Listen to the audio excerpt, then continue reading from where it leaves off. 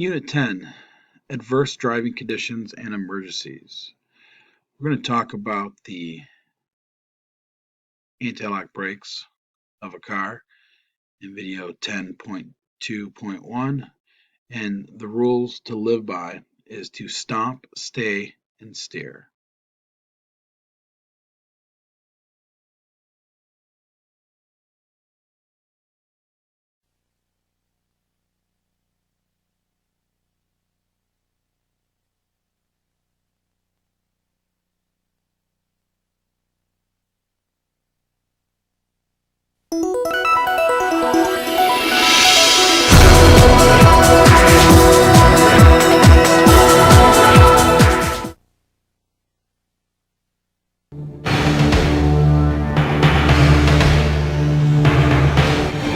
Today's automobiles include dozens of safety features designed to protect passengers in an accident.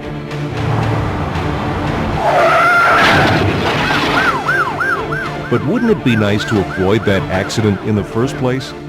ABS can help you do just that. ABS is short for Anti-Lock Brake System.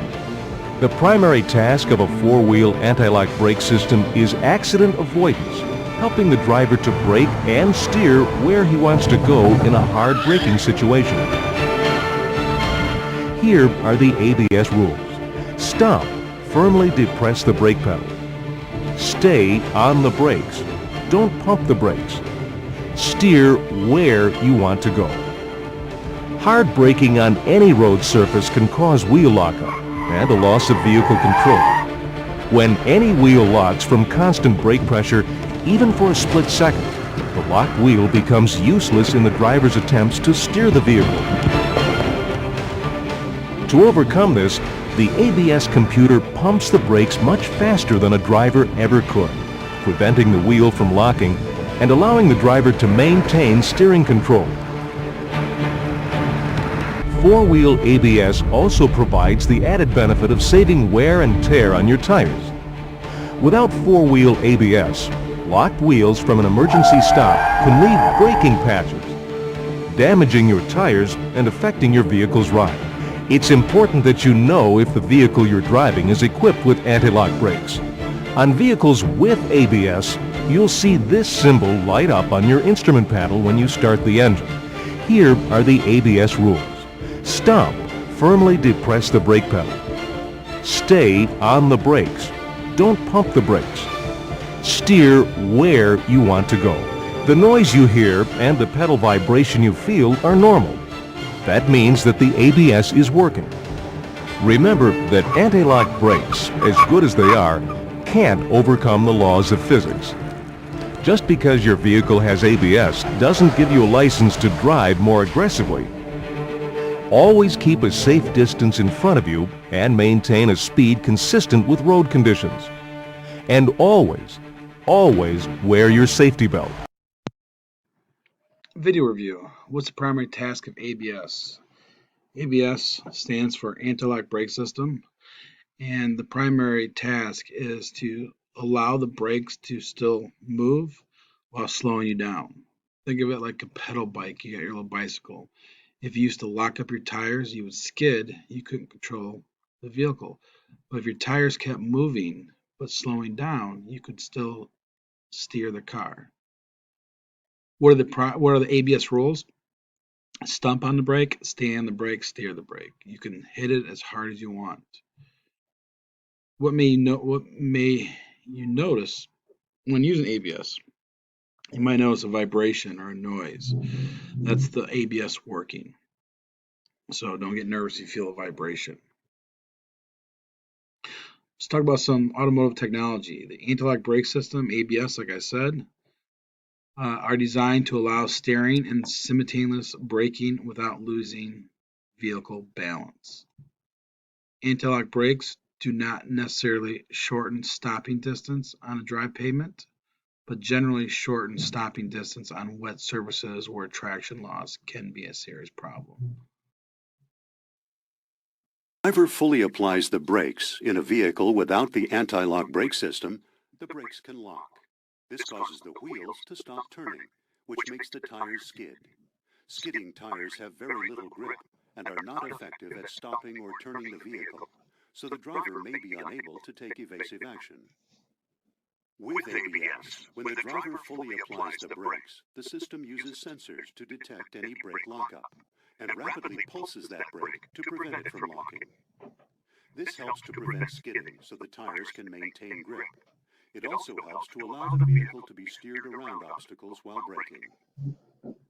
One way to think of ABS is allows braking and steering. All right, so allows braking while steering is a good way to think of ABS. Another one is traction control. This is kind of the opposite of ABS. ABS is for the brake. Traction control is for the gas pedal. It is where when you hit the gas pedal to speed up, your car will slow down the tires that are spinning. It's designed to activate brake sensors which do not allow the wheels to spin. The process is basically the reverse of anti-lock brakes. The device allows acceleration input without loss of vehicle balance. Now here's the key. We just got done talking about snow. If you get stuck, you have to turn your traction control off. Otherwise, you'll never get out of if you're stuck in the snow. Because we've all, maybe if you've ever been stuck in the snow, you got to floor it and you got to spin the tires and you got to rock it to get out. Well, traction control will always take away your power, so you won't have enough power to get out of the snow. Because as soon as you start to spin your tires, it takes away the power. So make sure you turn traction control off. Every car is different. Older cars was a button. Newer cars are now like in the menu, like in the steering wheel or something. You got to like scroll down and find vehicle controls, and it's just a electronic process. Suspension control.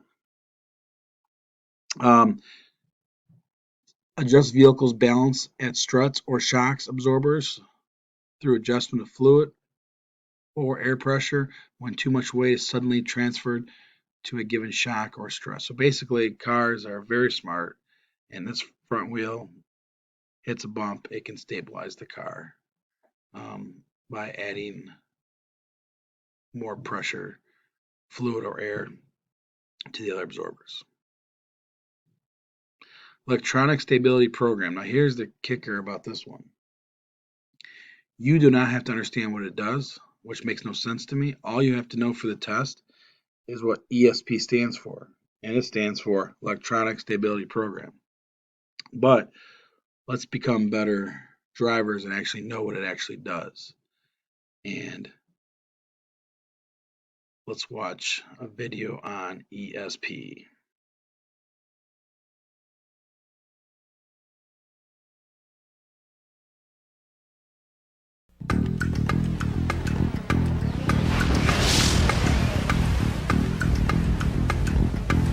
The dawn of a new age in automotive safety technology has arrived. ESP, the Electronic Stability Program by Continental Towers.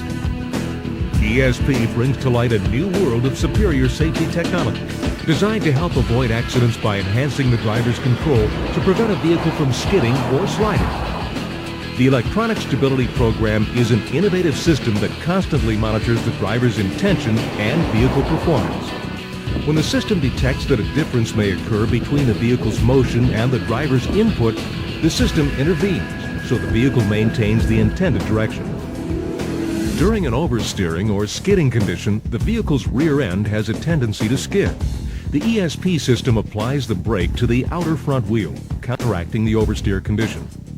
During an understeering or sliding condition, the vehicle's front end has a tendency to slide out. The ESP system will brake the rear wheel on the inside of the vehicle turn, counteracting the understeer condition. Watch this oversteering or skidding condition. The vehicle's rear end has a tendency to skid. Viewed from above, this causes the vehicle to twist around its center of rotation, shown here by the arrow. The ESP system applies the brake to the outer front wheel, counteracting the oversteer condition. As shown here, applying the brake to the outer front wheel slows down that corner of the vehicle. The net effect is to twist the vehicle back around its center of rotation to bring the vehicle back to the driver's intended destination. Now, watch this understeering or sliding condition. The vehicle's front end has a tendency to slide out. As seen from above, this causes the vehicle to twist, again indicated by the arrow. The ESP system applies the brake to the rear wheel on the inside of the vehicle turn, counteracting the understeer condition. As shown here, applying the brake to the inner rear wheel reduces its side force and slows down that corner of the vehicle. The net effect is to twist the vehicle back around to the driver's intended destination.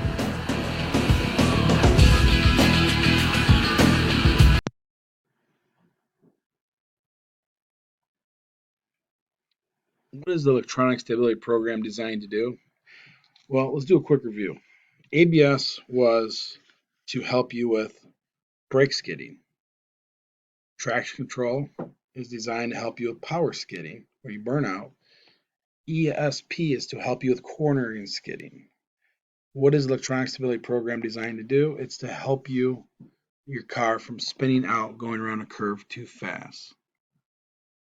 During an oversteering or skidding condition, ESP system applies the brake to which wheel?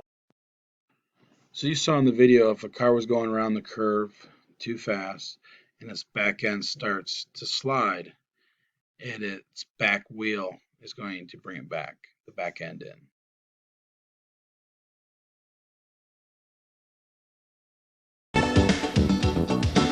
Some of the better-known systems that help prevent accidents are ABS and TRC. When the vehicle is driven on a slippery surface, ABS prevents the wheels from locking up during sudden braking. This helps to improve the vehicle's stability and handling performance.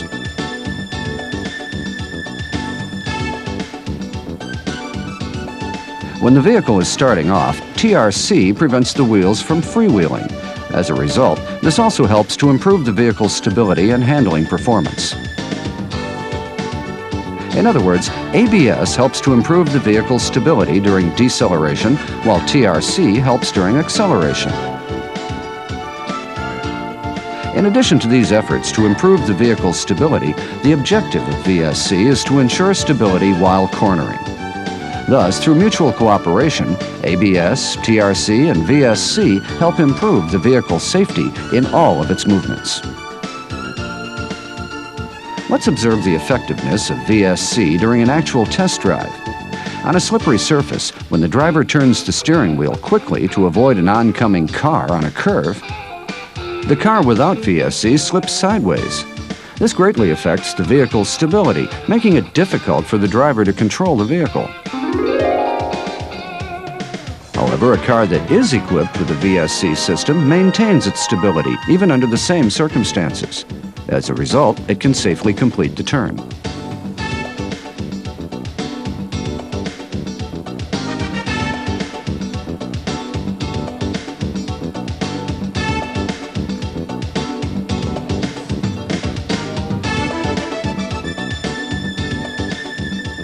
When something appears suddenly ahead, the driver of the car without VSC cannot steer the car properly and causes it to spin. However, the car with VSC can properly avoid the object and safely resume its direction of travel.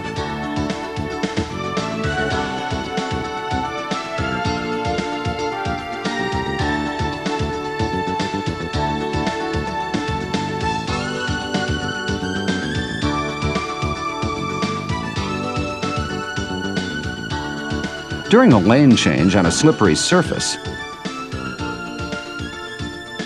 the car without VSC slips sideways and it becomes unstable. However, the car with VSC can complete the lane change in a stable manner.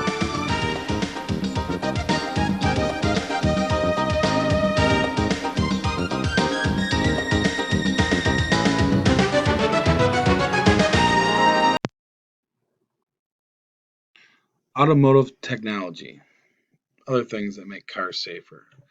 Active Passive Integrated Approach System, APIA. What is that? See, now cars have basically sensors on them that tell you if somebody's in behind you or in your blind spot, or like my wife's minivan, if it will actually stop the car if something comes out in front of you, or it will actually turn the car. It drives for you. It actually, if you cross over the line, it fixes the car. It's crazy. It's basically, these cars are really smart. Crumble zones and side impact panels, we talked about that. And improved door latches and locks, keep you safe, tempered glass, and headlights. So we'll end on this headlight one. This one is for all you Twilight fans out there, and it kind of just talks about the new LED lights.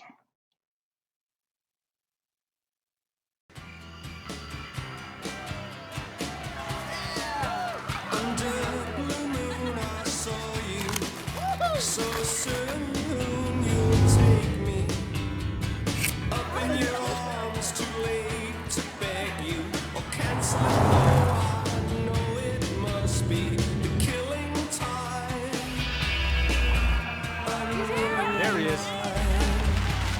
Party's arrived. Fate up against the wall.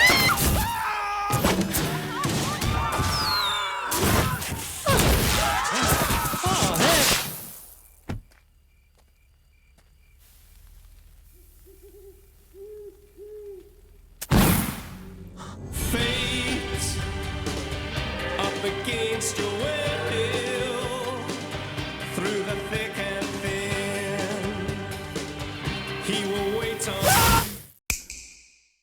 There are many ways to prevent car accidents, and today we're going to be exploring some of the technological advances designed to save people's lives. Look at a modern car and you'll see it's brimming with all sorts of high-tech features designed to make your driving experience safer. But in some cases, it's been an uphill battle getting car manufacturers to make these features standard. We'll hear more about those efforts in a moment. But first, auto technician Ryan Piselkowski showed me what a lifesaver some of this tech can be and why you should look for it when shopping for a car. So Jack, imagine you're driving down the road and the driver is really distracted. Whoa, what's going on?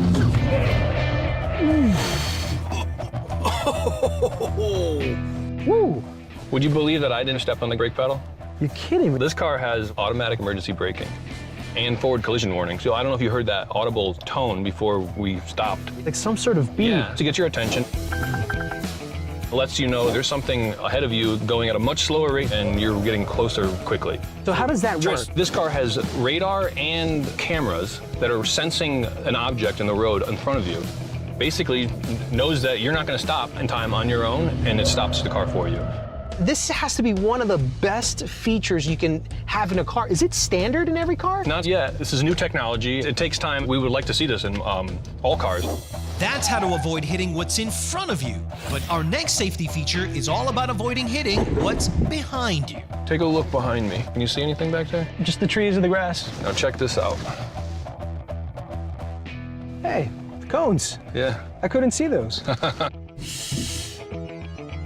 We were all the way almost in the middle of the road there, and you couldn't see those cones with your own eyes. Backup camera, we were able to see it the whole way. All new cars now come equipped with rear-view cameras, and advocates are hopeful this new standard will reduce the amount of back-over accidents. Before the requirement was in place, the National Highway Traffic Safety Administration estimated that around 300 people were killed and another 18,000 people were injured during back-over accidents each year. Finally, Ryan wants to demonstrate a safety feature you may have never heard of. It's called electronic stability control, and it might be the most important feature of them all. Jack, I'm going to warn you, you're either going to love this or hate it. I don't know if I like the sound of this, Ryan. All right, Ryan, I'm a little scared. Well, I'm going to show you what ESC is, electronic stability control. The system keeps your vehicle on the road with sensors. The car has a steering wheel sensor, there's a yaw rate sensor, and then you have wheel speed sensors. And it will actually apply brakes at different corners of the vehicle to straighten us back out. It stays under control. The car has been modified so this all-important safety feature can be turned off. For our first run, I get a first-hand look at what it can do. We're going to go through about 50 miles an hour. Should I brace myself? Yes, you should. Oh, man. Oh, that was pretty crazy. but exhilarating at the same time. What happened there was this course mimics, a child running out from one side of the road. I have to swerve. I'm in opposite oncoming traffic lane. I was able to swerve and safely get back into that lane without the car fishtailing. The car was very grounded, and I never felt I was in any position of danger. Now that we've seen the life-saving power of ESC, it's time to try the same run at the same speed with ESC turned off. So what's going to be the difference? You're gonna find out in 2 seconds. Okay, here we go.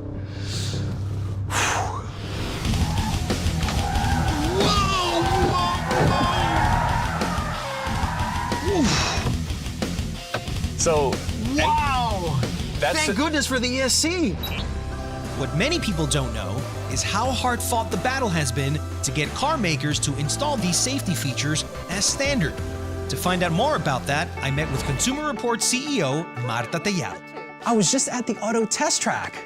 Wow, so what'd you learn out there? So much. I learned how the right car safety features really count. We have a lot of work to do informing consumers about the safety features, but we can't stop there because we want everybody to be safe. So why is it so important to test car safety features? We spend a lot of time in cars, maybe too much time, but what we know is that 37,000 people die every year in automobile accidents. What our testers have experienced firsthand, though, is that there are certain safety features that can reduce those crashes because everyone should be safe in their car. Have you personally found the features to be very helpful? Every day. Having that backup camera gives you that extra added confidence you need when you're backing up. And for years, we said that that should be standard. Today, it is standard in every car. There was a time when even seatbelts were optional. Of course, they have to be installed in cars now. Marta says it's time for people to think about these high-tech safety features in the same way.